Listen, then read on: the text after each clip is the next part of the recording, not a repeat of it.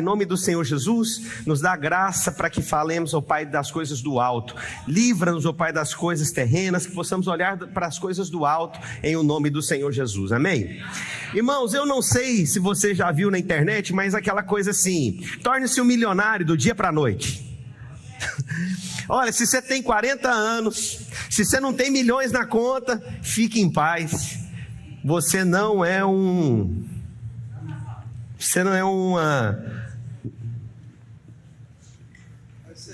Não, eu ia falar uma palavra mais pesada. Você não é uma pessoa... Você não é um perdedor. Nós somos mais que vencedores em Cristo Jesus. Mas nós deixamos que o mundo coloque na nossa cabeça que se você não é um milionário, o problema é seu, é que você não tem pensamento, é que você não... E tudo é assim, como se fosse no seu poder. Peraí, não é isso. Eu acredito em propósito de Deus. Eu acredito uma coisa, irmãos. Algumas pessoas vão se tornar milionárias, mas a questão é, se você não está nesse time, então você não é próspero. Prosperidade é ter contentamento, é ter alegria, é ter satisfação, sabe? É ter muito mais do que você precisa. Isso para mim é prosperidade. E prosperidade maior é ter Cristo Jesus na sua vida. Porque tem muita gente que tem dinheiro, mas ela não tem paz no seu coração, ela não tem alegria, ela não tem felicidade, ela não é completa. Então quer dizer que não é o dinheiro que faz isso. Inclusive nessas pesquisas, irmãos, que eu fiz, tem uma parábola da riqueza, que se todas as pessoas que fossem prósperas fossem felizes, todo rico não teria depressão, todo rico não teria angústia. Então se você vê pessoas que são ricas e que passam por isso, então quer dizer que não é condicionada à vida financeira. Mas o diabo coloca, se eu tivesse mais a minha vida seria diferente, se eu tivesse mais as coisas seriam diferentes. E eu quero quebrar essa mentira maligna. Você não é um perdedor, você é um vencedor em o nome do Senhor Jesus, amém? Então precisamos sim quebrar paradigmas. O Senhor diz que nós precisamos renovar o que? A nossa mente, para experimentar qual seja a boa, perfeita e agradável vontade de Deus. Então tudo começa com a mudança de mente. Eu preciso mudar minha mente. Mas que mente que é essa? Não é colocar agora a mente do mundo, porque agora eu tenho a obrigação de ser próspero, porque se eu não for agora do digital eu não prospero, se eu não for agora para o PRL, PSL, PTL, PMDBL, quem é do digital sabe o que eu estou falando, você não prospera. Presta atenção, que angústia que é essa que o mundo coloca sobre nós, que peso é esse o tempo inteiro sobre nós, que a gente tem que ficar provando agora, porque eu vou ser o primeiro milionário da minha... Eu estava vendo os caras da internet, só para eu poder rir, fala comigo, e grita, e o povo grita e fala, eu vou ser milionário.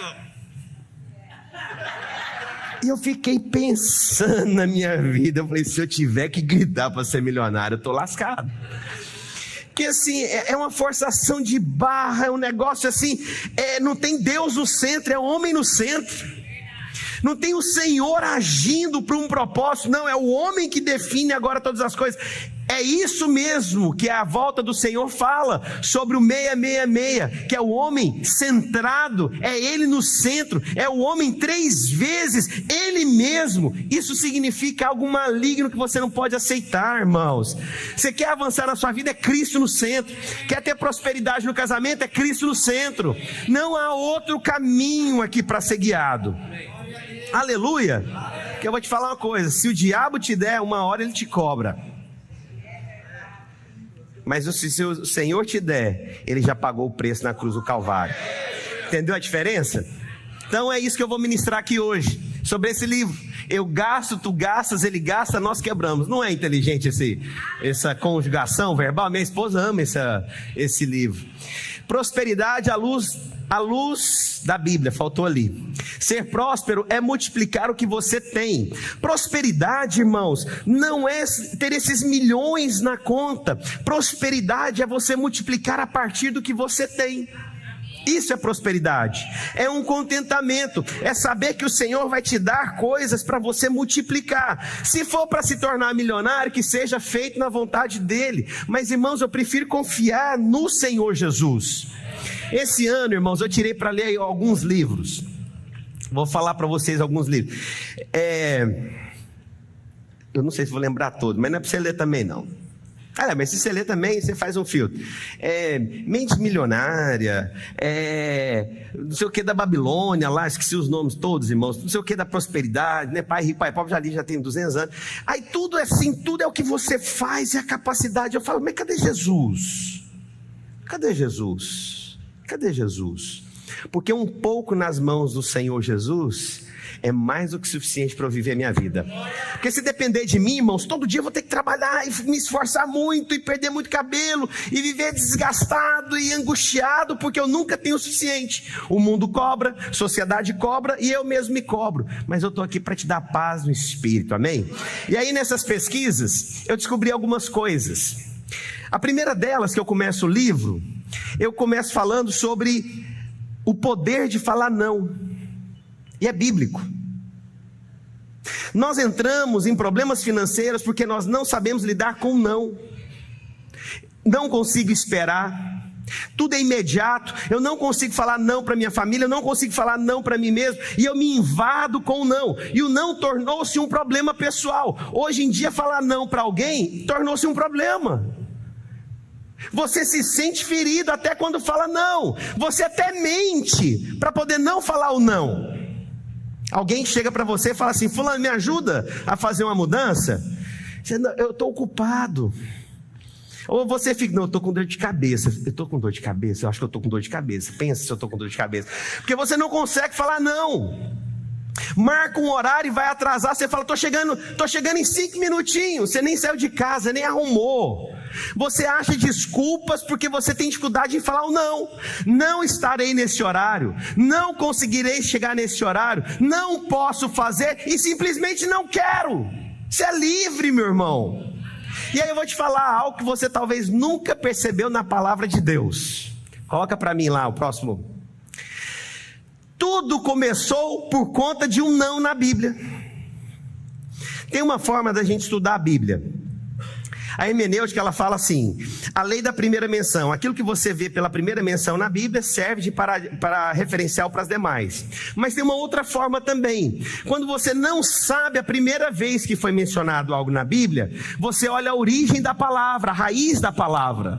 E aí então você tem uma compreensão total do que é dito na Bíblia. Mas aqui nós temos a primeira menção do não na Bíblia. Olha onde é que ela está. E o Senhor Deus deu esta ordem: de toda árvore do jardim comerás livremente, mas da árvore do conhecimento do bem e do mal, não. Não. Então que contexto que o não foi colocado? Para te proteger. O primeiro não colocado na Bíblia veio no contexto de proteção. E aí eu vou te falar, você sabe o que eu descobri em pessoas bem-sucedidas na vida? Eles não têm dificuldade de falar não. Quantos viram agora esses dias o meu sócio do Tesla, o Elon Musk? Aliás, é sócio do Paulo, o Paulo que tem lá. Eu ainda não estou nessa sociedade não. Paulo que é sócio lá. Alguém mais? Aqui! O irmão nosso da lanchonete. Essa igreja é próspera, eu não é? Esse irmão é uma bênção na vida da igreja. Ele me manda mensagem toda semana, tem uma palavra de Deus, ele está fazendo caminhada, ele filma, Deus falou comigo, pastor. Falei, manda falar comigo também, irmão, que você está andando de Tesla. O irmão, ele é sócio agora do Elon Musk. O Elon Musk estava dando uma entrevista, o que ele falou? Não quero esses nomes atrás de mim, esses patrocinadores. Mandou tirar na hora. Quantos viram essa cena? Ele falou que ele não queria. Pessoas bem-sucedidas na vida não tem crise em falar não. Incrível. Aonde você viu isso? Eu fui pesquisar. Joe, você não vai ver isso em lugar nenhum. Eu sinto tão bem falar, poxa, eu fiz uma pesquisa. E aí eu comecei a perceber, mas aí eu falei, Deus, as coisas do Senhor não estão desconectadas. E aí o Senhor me levou para essa passagem. Não comerás, o não foi para uma proteção, para que você se tornasse próspero. Mas como Adão não conseguiu lidar com o não, perdeu tudo que tinha. Tudo. Perdeu tudo, porque não soube lidar com o não. Não pode, Não quero, não acho que isso seja o melhor para a sua vida. Quando eu falo não para alguém, é para proteger, não é para penalizar, não é para tirar, mas é para abençoar. E Deus ministrou muito no meu coração quando eu escrevi esse livro. O não é feito para proteção. Pessoas prósperas não se curvam diante da obrigação do sim. Eles falam não quando necessário. Isso não te invade, mas principalmente na nossa cultura, parece que falar não nos invade. Machuca alguém, invade falar para alguém não. É uma coisa assim que parece que é desamor, é desrespeito. Não é. O não colocado de forma adequada, ele encaixa e ele te livra de problemas futuros. O não colocado, olha, eu não quero isso agora, não é tempo para isso, não posso fazer, não aceito. E aí nós aceitamos coisas e prolongamos problemas, porque nós não encerramos com o não. Não podemos estar aqui, não podemos fazer isso, não devemos assim, não vamos fazer negócios assim, não quero. Se livre disso, não seja escravo da obrigação do sim o tempo inteiro, seja livre. Tudo foi perdido porque o homem e a mulher não conseguiram lidar com o quê? Com o não. Não pode, meu filho, não coma. Sua prosperidade está vinculada a isso, sua vida espiritual está vinculada a isso, sua vida emocional está vinculada a isso, ao poder do não. Não gostei do que foi feito. Não é assim que se faz, meu filho. Não é assim que se aborda. Não é assim que trata uma situação. O não é uma proteção divina sobre nós. Não vou trair a minha esposa, não vou dar margem a Satanás, não vou pegar isso porque não me convém, não estarei envolvido nisso. O não é uma proteção espiritual, é uma proteção na sua alma. Vou perguntar, quantos aqui já passaram situações porque não soube falar não? Levanta a sua mão. Levanta a mão esquerda. Aqueles que têm ouvidos ouçam o que diz a igreja. Consegue ver? Qual foi o problema? Foi o outro? Começou aonde? Você não soube lidar com o... Aí no livro eu narro uma história. Coloca lá o próximo. Próximo slide, por favor. Falar não é um sinal de indelicadeza, desamor ou falta de prestígio alheio. Escrevi isso. A sociedade muitas vezes nos condiciona a evitar o não, a todo custo, como se fosse algo a ser temido. Não tema o não. Pessoas que sempre concordam com tudo, frequentemente enfrentam desafios emocionais e financeiros. E aí eu coloquei, está aqui no livro. Eu não gosto de arroz doce. O que tem a ver com a prosperidade? Eu descobri, irmãos, eu não gosto de arroz doce, os irmãos sabem disso, isso não é novidade. Mas você sabe que eu tive que me ver livre um dia, tive que subir no púlpito e falar: irmãos, eu não gosto de arroz doce, não me dá arroz doce. Por que aconteceu isso? Porque eu ia na casa dos irmãos, os irmãos goiano, e um dia eu falei que minha esposa gostava de arroz doce, irmãos, você lembra disso? Pronto, o que os irmãos acharam? Pastor Márcio gosta de arroz doce. Eu chegava na casa dos irmãos, banquete maravilhoso, comida boa, mas vinha o inimigo. E o inimigo fazia isso para acabar com a minha noite, porque ele sabia. E aí colocava o arroz doce. E eu, não conseguindo falar não, eu disfarçava que comia.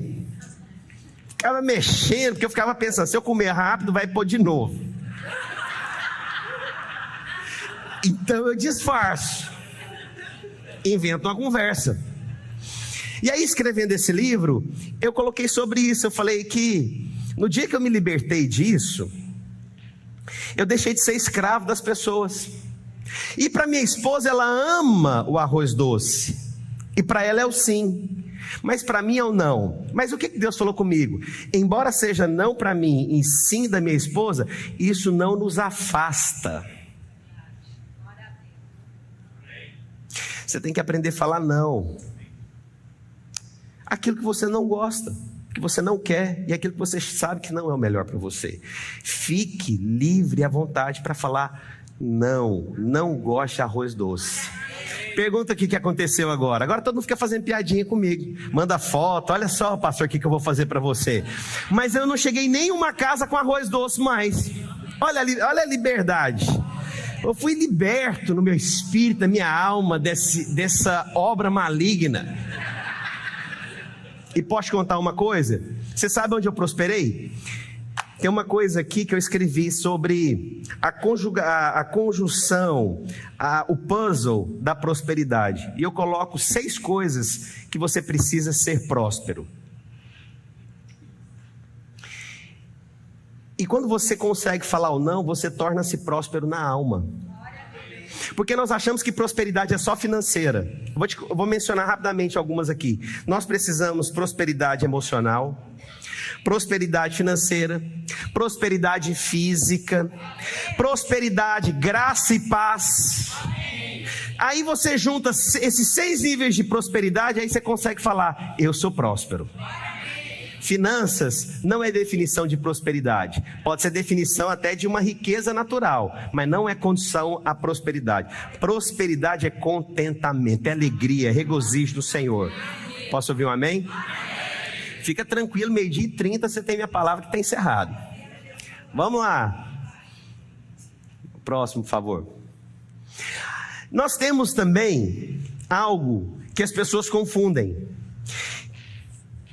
Olha só o que diz em Isaías 45:3: dar-te-ei os tesouros escondidos e as riquezas encobertas, para que saibais que eu sou o Senhor, o Deus de Israel, que te chama pelo nome. O Senhor tem riquezas para os seus filhos. Posso ouvir um amém?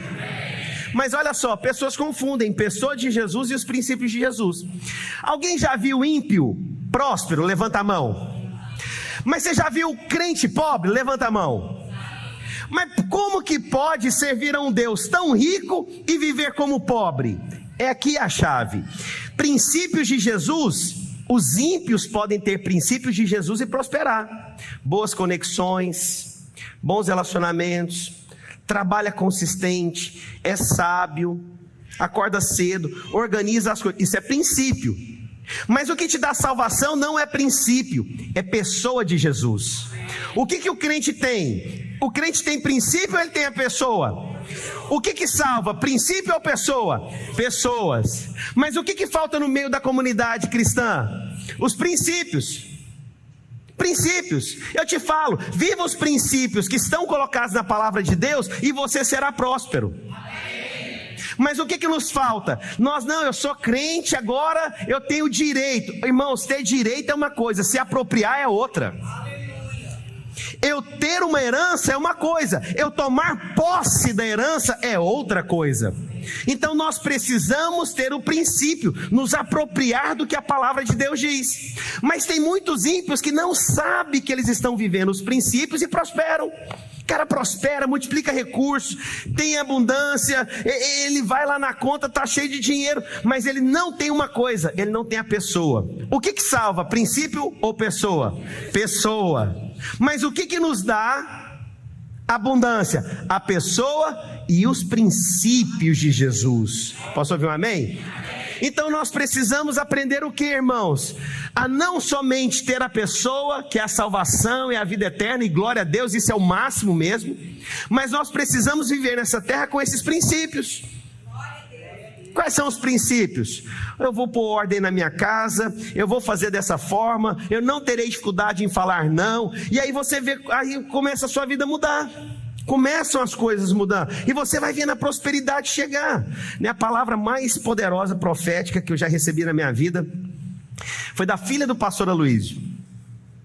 Ela estava na minha casa e ela estava passando um momento de transição na vida dela. Ela nem se lembra disso, mas eu e minha esposa a gente lembra. Eu lembro que ela estava chorando, estava no quarto com a Gisele. Ela pediu para me chamar e ela falou assim: pastor, assim como eu vi a prosperidade alcançando a minha casa dia após dia, assim será na sua casa. Os seus filhos verão prosperidade dia após dia sobre a sua vida. Amém? Aí eu te falo, eu tenho uma pessoa. O que foi liberado ali naquele momento? estabeleça os princípios, viva debaixo desses princípios e você verá abundância na sua casa. Amém? Irmãos, está tudo aqui no livro, vocês estão seguindo aí? Ou vocês só estão prestando atenção na minha palavra? Se você não ler esse livro, você vai quebrar. Só um pequeno incentivo para vocês. Eu demoro horas fazendo pesquisa, orando, jejuando para liberar o livro, aí você põe lá no armário. Você não lê isso aqui para você ver, não. E tira uma foto falando, terminei. E tem que estar cheio de anotações. Quantos creem? Eu estou quase que igual aqueles pregadores. Eu vou ungir esse livro aqui agora. Pega o óleo. Vamos lá, o próximo slide. Vencendo o pensamento de escassez. O mundo fala sobre isso, mas eu vou te mostrar na palavra de Deus. Olha só, Salmo 37, 3 e 4. Confia no Senhor e faze-o. Habita na terra e alimenta-te do que, irmãos? Da verdade. O que é a verdade? É a palavra, é Cristo. Ele é o caminho e Então a verdade é o que? É o próprio Senhor. Agrada-te de quem? Mas você já viu tanto de crente que reclama o tempo inteiro do Senhor? Cadê o seu coração grato? Agrada-te do Senhor e Ele satisfará o quê? De quem? Do seu coração. Mas o pensamento de escassez é o seguinte: ele é um limitador que geralmente acontece, sabe aonde? Na infância. Coloca o próximo slide. E aí, irmãos, por favor, não ache que é recado que eu estou mandando para os irmãos. Ou você acha que eu fico lá pensando em 5.000 pessoas que eu tenho como discípulo nos Estados Unidos, isso aqui é para fulano, isso aqui é para Beltrano. Bem que eu gostaria, dá até vontade, mas não posso. Geralmente isso acontece na infância.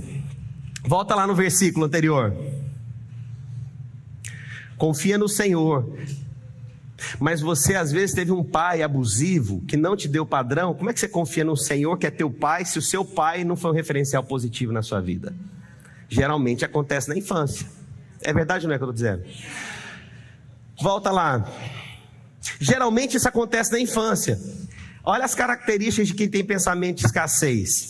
Ele é pessimista, ele é avarento, eles não se permitem explorar novas possibilidades, têm dificuldades em ser generosos, são mesquinhos, têm dificuldade em sair mesmo, para comer, porque ele fica fazendo conta. Já viu gente que vai lá, aí pega lá o cardápio, ele olha, ele vira e fala assim para a pessoa: nossa, isso aqui eu comprava 3 pounds de carne, um prato desse.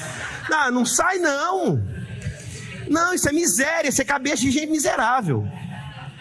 Tem dificuldade de sair, viajar então aí é um parto.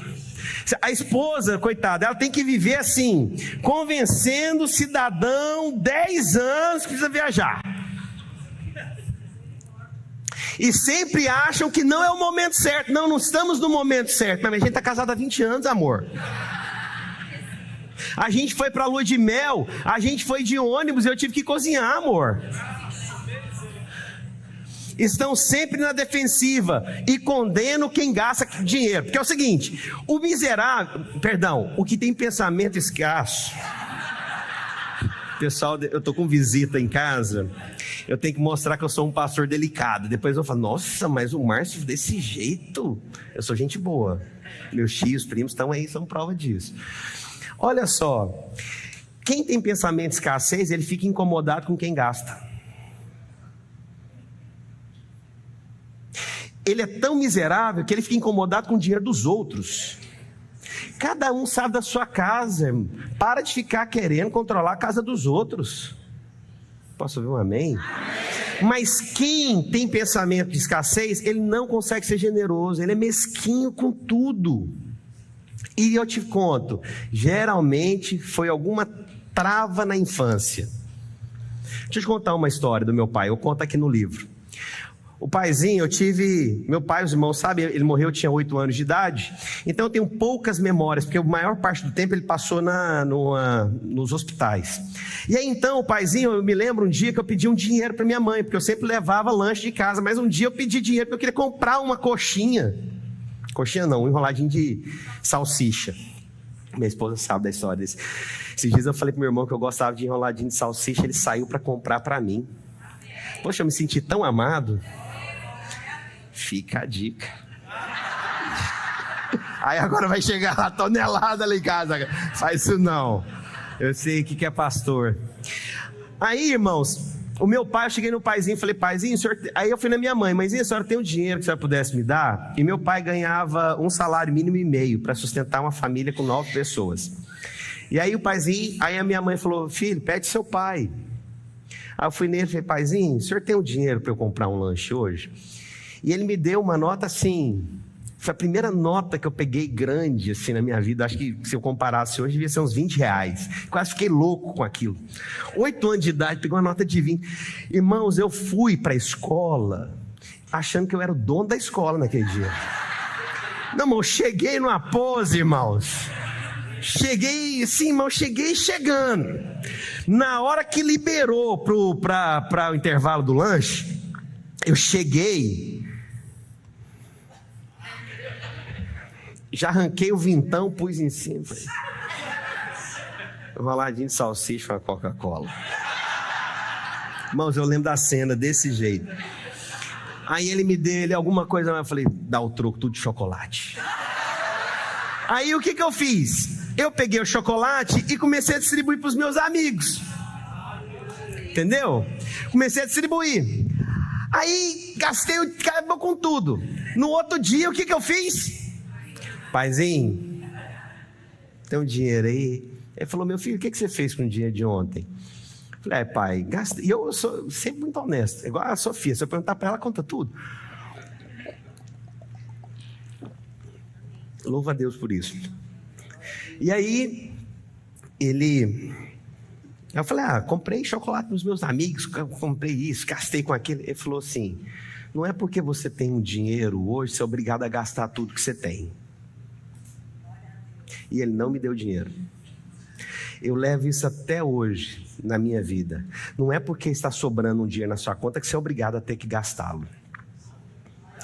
Você sabe, irmãos, glória a Deus, porque isso mudou a minha vida. Você pode falar assim, pastor, irmãos, eu levo isso, as pessoas que caminham comigo, sabe, o pouco na minha mão multiplica. Mas eu entendi esse princípio, eu não preciso gastar tudo que eu tenho, eu preciso administrá-lo. Mas na minha infância poderia ter sido diferente. Eu poderia ter tido uma mentalidade de escassez, mas eu louvo a Deus que a minha família me guardou. Mas se você tem, eu quero te falar, Deus muda isso. De que forma? Renovando a nossa mente. Lembra? Não vos conformeis com este século, com os dias de hoje, mas antes renovai o quê? Isso, irmãos, é metanoia, a palavra original de mudança de mente. Metanoia não é só uma mudança exterior, ela é interior também. Tudo no meu ser muda. Tudo muda. Minha forma de falar, minha forma de agir muda completamente. Então você pode sofrer hoje uma metanoia tão profunda que você vai experimentar a boa, agradável e perfeita vontade do Senhor Jesus. Posso ouvir um amém? Glória a Deus. Então, isso aqui são características de gente que tem pensamento de escassez, é miserável o tempo inteiro, faz conta o tempo inteiro, vai comer, fica pensando no que está gastando, ao invés de desfrutar. Então, peraí, não pode ter uma incoerência. Se o Senhor está me dando algo para desfrutar e eu não desfruto, por que Ele vai me dar? Vou repetir. Se Deus está me dando algo para desfrutar, mas eu não desfruto, qual o objetivo dele me dar? Não faz sentido. Tem mais 11 minutos, fica calmo, está acabando, irmãos. Próximo slide. Não está faltando slide, não? Só mais esse? Eu esqueci. Esse aqui eu vou pregar outro dia, a multiplicação dos pães e dos peixes. Eu narro melhor, eu falo um pouquinho nesse livro, mas eu narro melhor nesse. Para terminar, eu vou te falar algo. Eu gastei um capítulo inteiro falando sobre isso. Pessoas prósperas são generosas. Ah, mas eu conheço gente rica que não é generoso. Não, ele não é próspero, ele só é rico. Entendeu a diferença? Você conhece rico que não é generoso? Aí eu te pergunto agora, nessa nova formatação, ele é rico ou ele é próspero? Ele é rico, mas ele é próspero? Não. Irmãos, pessoas prósperas, elas são generosas. De que forma? Ela te dá atenção quando você procura. Ela te dá amor quando você precisa. Ela estende as suas mãos, mesmo que ele não tenha o suficiente, mas ele tem o suficiente para compartilhar com você. Ele nunca está com as mãos encolhidas, mas sempre com as mãos estendidas. Pessoas generosas não falta o pão de cada dia. Eu vou te contar, irmãos, a minha casa, minha mãe, terminar contando algumas histórias para vocês. A mãezinha, ela nunca, assim, ela ajudou meu pai um pouco tempo quando recém-casado, mas ela não conseguia, porque eram filhos demais em casa, cuidando ainda do meu avô e da minha avó, os pais dos meus pais. E eu nunca vi a minha mãe reclamando. E a minha mãe é uma das pessoas mais generosas e prósperas que eu conheço, irmãos. A minha mãe, um dia acabou o gás em casa.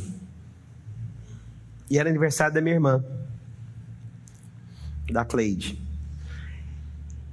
E aí ela não tinha como ligar para o meu pai. Meu pai era taxista. Ela simplesmente... Ela foi lá, colocou os tijolos lá no quintal, colocou a madeira e ela foi cozinhar. E era aniversário da minha irmã.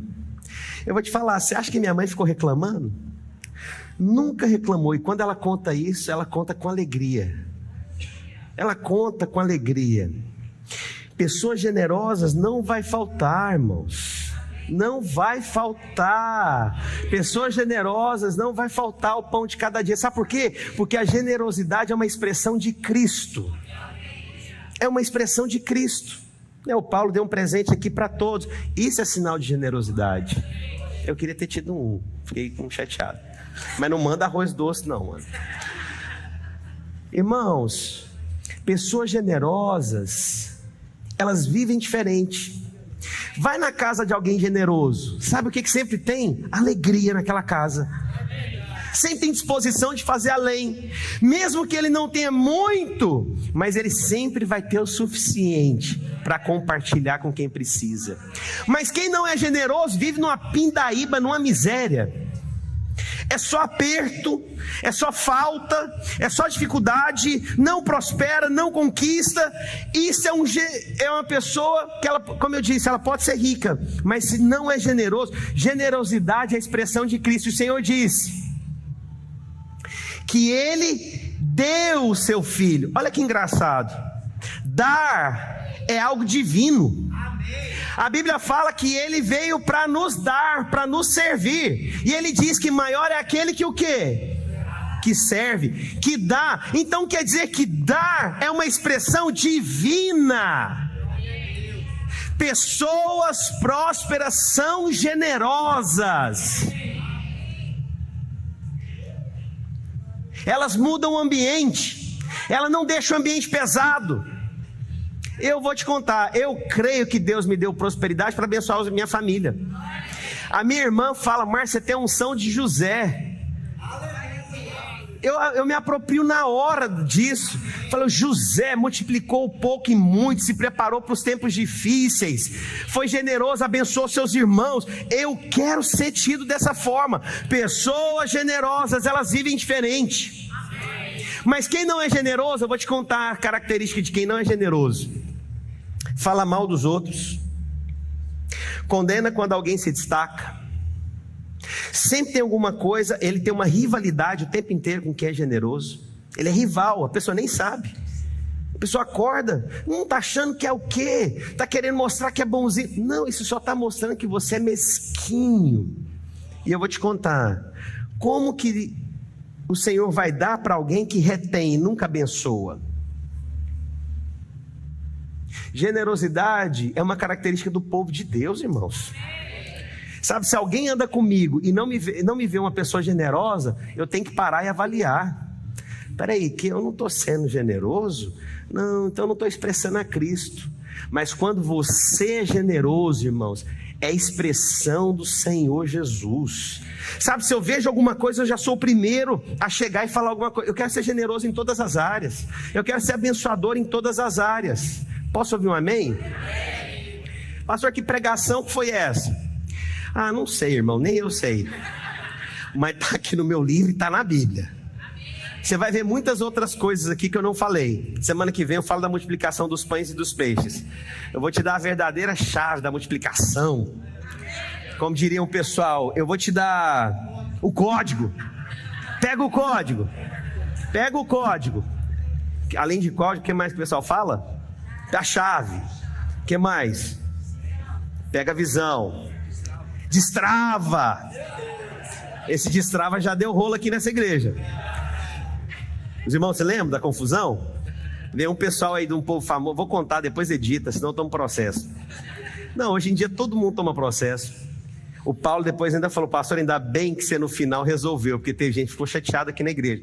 Um cara chega aqui, aluga o nosso salão, aí vem aqui fazer regressão, irmãos. Regressão. Eu falei: meu Deus, cadê isso na Bíblia, pai? Aí eu subi, tive que corrigir publicamente.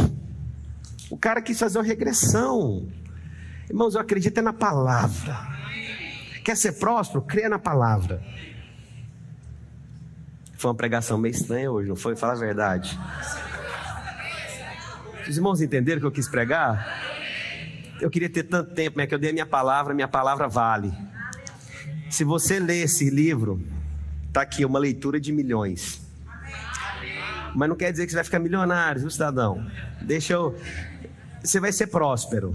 Você crê na prosperidade do Senhor? Você crê na abundância? Crê mesmo? Irmão, sabe, eu oro por vocês serem prósperos. Sério. Sabe, a pior coisa que tem é ver a escassez na vida de alguém. Eu oro pela prosperidade dos irmãos. Deus, eu quero que os irmãos sejam prósperos, que os irmãos possam sair, não ficar olhando o lado direito do cardápio, quanto que custa, não. É só olhar o lado esquerdo, o que você quer comer. Não é de Deus? Olha o tanto que é angustiante você chegar e ficar pensando qual cartão que eu vou usar, porque o outro já está estourado. Não é ruim não, você nunca passou por isso não?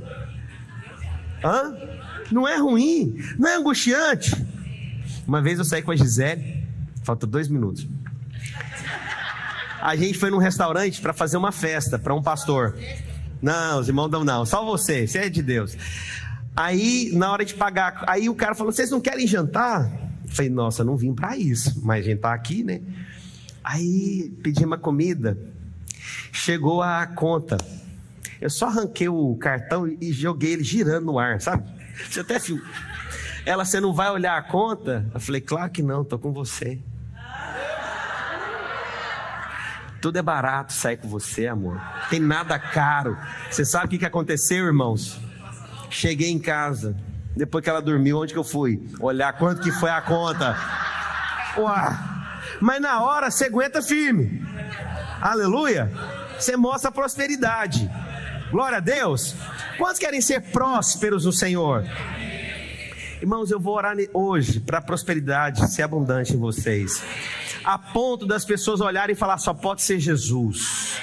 Sabe, as pessoas verem de onde você saiu e onde você chegou. Mas lembre-se, não é uma questão de quanto você tem na conta, é uma questão de quanto Deus se manifesta na sua vida. Glória a Deus.